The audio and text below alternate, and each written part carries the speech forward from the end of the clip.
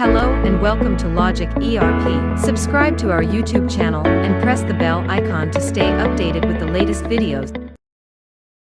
In this video, we will learn how to process job order-wise raw material defined versus issued in Logic ERP. So let's get started. Let's proceed with generating a job order.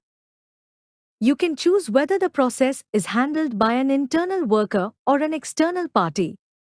Let's proceed by selecting an internal worker.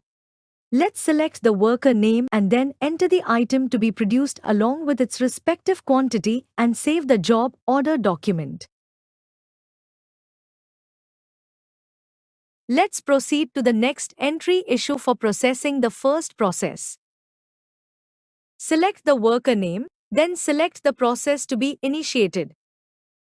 Select the relevant job order from the list. As you can see, the job order has been retrieved. Let's save this document.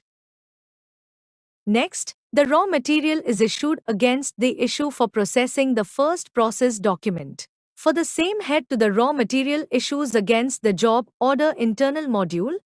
Select the worker name and select the process against which the raw material needs to be issued. Select the job order and the corresponding production issue.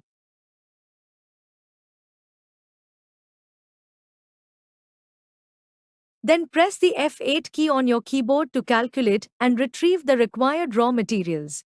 Next, click on Refresh.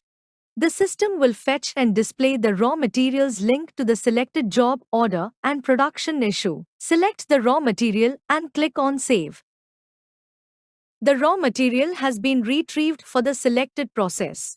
It is the planned material requirement derived from the bill of materials or the job order. However, if needed, you can also add an additional raw materials item beyond the planned requirement to account for process adjustments or extra consumption.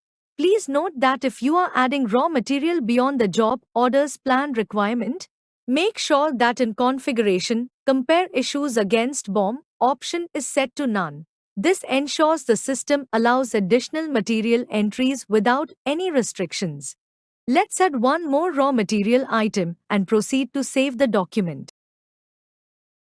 You can also track detailed information in the job order-wise raw material defined versus issued report. In the first row, the details of the additional raw material issued are displayed. The quantity required field appears blank because this item was not part of the original bill of material and was added manually. This report provides a detailed comparison between the planned raw material requirements and the actual quantities issued to production. I hope this video was helpful. Thanks for watching. Like, share and subscribe.